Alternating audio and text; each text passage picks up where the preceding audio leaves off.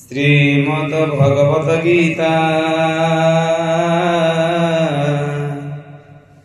तृतीय अध्याय कर्मयोग श्लोक संख्या 35। श्रेयांसो धर्म विगुणः परधर्मात् स्वनुष्ठितात् स्वधर्मे निधनं श्रेयः परधर्मो भयावह। अतः अन्यर धर्म बा कर्म आचरण करने अपेक्षा निजर निर्दिष्ट कर्तव्य कर्म बा धर्म जेते दोषयुक्त हेले सुधा ताहाकु ही आचरण करने उचित। अन्यर धर्म बा अन्य निष्पत्ति निर्दिष्ट कर्तव्य आचरण करने अपेक्षा निजर कर्तव्य कर्म रे स्थिर रही मृत्युवरण करने बरं भल। कारण अन्य निमित्त निर्दिष्ट कर्म बा धर्म अनुसरण करने भयावह अटे।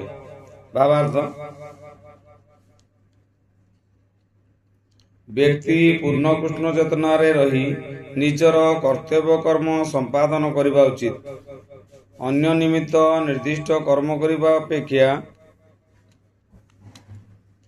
निजर निर्दिष्ट कर्तव्य कृष्ण चेतना रे संपादन करने खूब उत्तम। भूत प्रकृतिर त्रिगुणर वशवर्ती हुई व्यक्ति निजर निर्दिष्ट कर्तव्य कर्म संपादन कले ताहा तार शारीरिक और मानसिक अवस्था को ठीक रखे। गुरु को निर्देश कृष्ण सेवा निमित्त आध्यात्मिक कर्म करा जाए। उभय क्षेत्र रे भौतिक क्षेत्र रे हेउ बा आध्यात्मिक मार्ग रे हेउ व्यक्ति अन्य निमित्त निर्दिष्ट कर्म आचरण करने उचित नुहे, बरं निजर कर्तव्य रे स्थिर रही मृत्युवरण करने उचित। दिव्य स्तर कर्म और भौतिक स्तर कर्म भिन्न होई पारे, किंतु जेपरि निर्देश दिया जाइछि ताहा अनुसरण करिबा सर्वदा कर्ता पक्षरे मंगलकर अटे। जेतेबेले व्यक्ति भौतिक गुणाधीन होई पड़ुछि सेतेबेले से जेउ स्थिति रे अछि से स्थिति अनुଯାयी जहा जेपरि करिवार कथा सेही परि करिवा उचित। से स्थिति पई जेपरि नियम रहिछि से नियम अनुसरण करिवा उचित। से अन्य को अनुकरण करिवा उचित नुहे। उदाहरण स्वरूप साधारणतः ब्राह्मण सत्व गुणाधीन होइଥାଏ, तेणु स्वभावतः से अहिंसा बा शांत प्रकृति विशिष्ट सत्व गुणाधीन होइଥାଏ।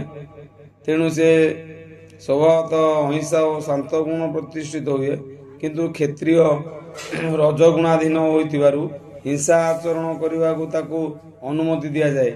एइथिपाई क्षत्रिय बरं हिंसा आचरण करी मृत्युवरण करने उचित, किंतु एक ब्राह्मण को अनुकरण करी अहिंसा हेबा उचित नुहे। ब्राह्मण ही अहिंसा नीति आचरण करे। प्रत्येक कर्म क्रमे क्रमे हृदय विशुद्ध करने उचित, हठात नुहे। अवश्य जे त्रिगुण को अतिक्रम करि जाइछि एवं पूर्ण रूपे कृष्ण चेतना रे अछि से गुरु को निर्देश रे सब किछि करि पारे।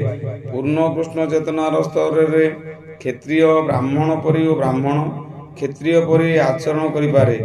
दिव्य स्तर रे ब्राह्मण क्षत्रिय भेदभाव विचार को निया जाए नहीं, यह भौतिक स्तर विचार्य। उदाहरण स्वरूप विश्वामित्र प्रथमे जड़े क्षत्रिय थिले, किंतु पर से ब्राह्मण भली कार्य करथिले। सेहीपरि परशुराम जड़े ब्राह्मण थिले, किंतु पर से क्षत्रिय भली कार्य करथिले। दिव्य स्तर रे अवस्थान करिथिबारु सेमाने सेहीपरि करि पारुथिले, किंतु जे पर्यंत व्यक्ति भौतिक स्तर रे अछि से पर्यंत से भूत प्रकृतिर गुणानुजायी कर्म करने उचित। तत्संगे संगे से पूर्ण कृष्ण चेतना स्थिर रहा उचित। हरि ओम तस्य।